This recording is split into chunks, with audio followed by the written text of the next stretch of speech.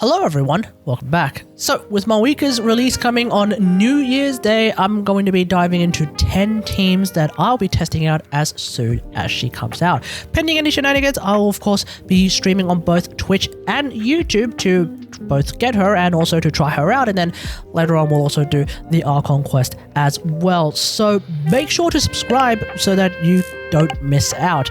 Now, without further ado, let's have a look at the off-field and on-field Mavuika teams that I'm going to be trying out.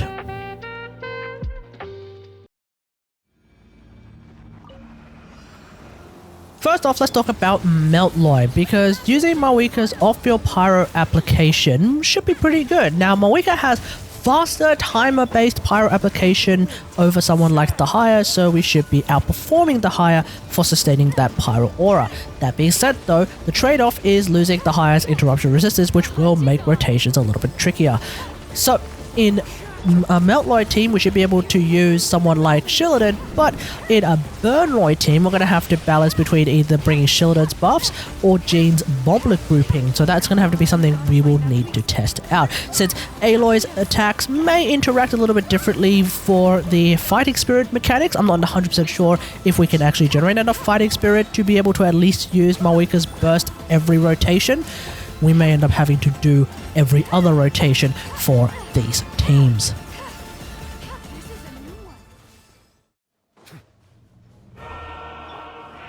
Forward Vape Neuvillette, being of course a burn vape team, is going to be another team worth testing out, especially because what once was the CN meta for a brief and shining moment, well, we now have potentially Mavuika's range and constant Pyro app, which could potentially solve ER issues and positioning problems as well. Now, adding Citlali as a cryo shielder and dual resistance shredder for Hydro and Pyro specifically could elevate this team even further than someone like Layla, as well as ensuring draconic stacks for Neuvillette whilst boosting Mavuika's damage through the use of the scroll set, specifically on Citlali. Now, the question is whether fighting spirit generation will hold up in rotations without another Natlan, because you might not have Citlali, and you might not even have Xilonen, as well as the idea that if you were to use Xilonen, you may end up running into potential second rotation -1 draconic stack memes.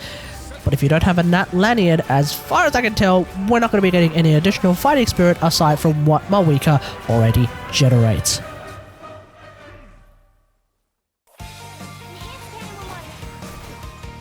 Mualani's Forward Vape teams will benefit from Mavuika's non-field-based, non-hit-based Pyro app, which will ensure steady Vaporise hits on the regular. Now, Citlali's cryo interactions might actually disrupt this setup, which basically means we probably have to stick to using Xilonen and, I guess for the final slot, Sucrose instead.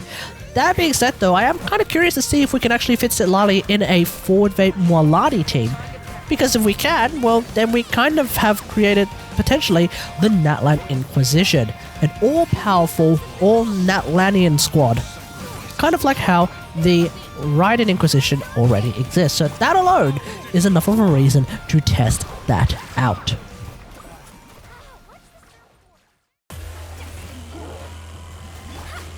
Arlecchino mates have been worrying about power creep, but you might be able to pair farther with Mavuika to create some interesting possibilities. Now, TGS himself has already mentioned that he's going to be trying out a team with Arlecchino, Xilonen, C2 Yelan, and Mavuika. And, well, look, I don't have C2 Yelan, but I only have C1 Yelan. I can, however, tell you that if we were to swap Mavuika with Nahida, well, somehow C1 Yelan in exactly this team can actually maintain a Hydro aura, so that's actually pretty exciting. The big question, therefore, is whether or not Mavuika's Pyro app is going to be compatible with Yelan's Hydro aura, or if we actually have to use either C2 Yelan, or if we actually have to go to Xingqiu instead. Now, meanwhile, I'm kind of curious to see whether or not we can use Farina, because, you know, then we have team-based damage percent buffs. But the problem is going to be that Farina is going to struggle due to having slower, dare I say, more uncontrollable Hydro application. That being said, though, I have noticed that we may be able to have a workaround with someone like Medic Mona on the team, but then we run into the problem once again where Mavuika is in a team without another Natlanian. I wonder if Citlali could be an option? at least if you're playing with Yelan instead of Furina, testing is going to have to reveal that optimal balance.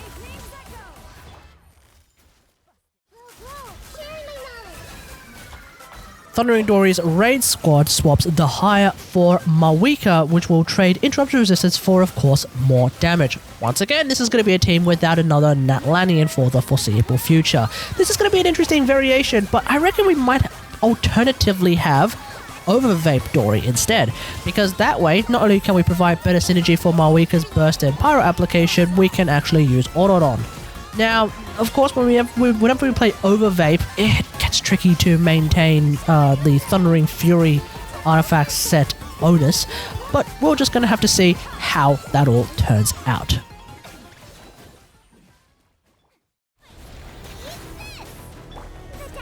Alright, let's talk about Clorinde. So, Clorinde might be one of the few characters whose normal attacks may be able to provide with Mavuika with just enough fighting spirit that we can actually use Mavuika's ult on the regular. So we're going to have to see how Clorinde Chaos functions with Mavuika on the team. Meanwhile, we also have CloRational variants to test because Clorinde is going to be replacing Raiden in these kinds of teams. That's why it's called CloRational, not Rational. Now, what's great about Mavuika is that she doesn't require any energy at all, which is why I'm kind of thinking that CloRational might finally be a thing with Mavuika as opposed to like Xilonen with her 3000 ER requirements. That being said though, we still have the possible problem of Furina and her somewhat massive ER requirements. So I'm wondering whether or not funneling energy from, let's say, Fav Chevy or hell, Fav Xilonen ends up being enough to ensure that we can use Furina's ult on the regular. But at least at the very least, we can actually use, Mavuika's ult on the regular. On top of that, Mavuika will be over-vaping in a team like this, which kind of means that we can actually use the scroll set on Mavuika, and in doing so, we might actually be providing everyone on the team with the big 40% damage buff that comes from the scroll set. So we're going to have to examine various rotations and, I guess, various team variations in order to see how well this team works out.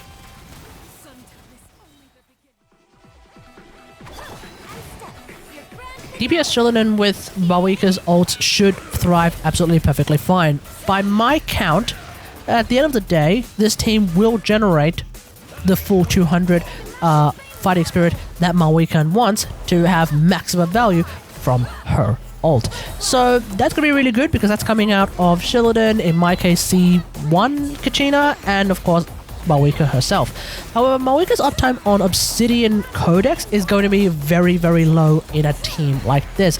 So I suspect Golden Troop might be better for her, especially if we're not really caring about her ult damage that much. We're instead mainly using her as like off-field pyro damage and some buffing, I suppose. So I'm going to have to see whether or not I can set up a Golden Troop artifact set for Mavuika, just so that we can actually have a crack at using her in a DPS Xilonen team.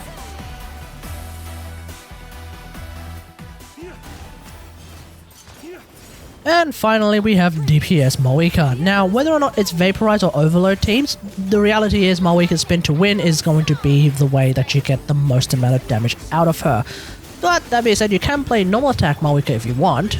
At least then you can actually make use of Xingqiu Yelan. But for the most part, I think for Vape teams, we're going to be stuck with either Furina or Medic Mona or Fulia Ayato if that's something you want to do. So you do have some options there. Now, the big question for me is whether or not we can actually synergize Mavuika's Crucible uptime, which is that moment when you don't actually have any Night Soul draining as part of her ult, whether we can synergize that with the attack buff that comes, of course, from one of our only attack buffers in the game. I'm of course talking about someone who synergizes with every single attack scaler in the game, one of the greatest buffers in the game. I'm of course talking about the illustrious, the wonderful Kujosara. So the thing about Kujosara is that there is actually a delay if you ever use the charge attack for the buff, and I reckon we might be able to use the charge attack, like shoot it out and then immediately jump over to Mavuika's ult, and in that delay duration we may be able to fit Mavuika's entire ult animation in there, and should we do it properly, we may be able to have Sara's ult for at least almost the full 6 seconds of Sara's buff uptime, as opposed to like 5 or dare I say 4 seconds of that buff uptime. So that could be something that is definitely worth checking out in order to maximize Mavuika's DPS capabilities.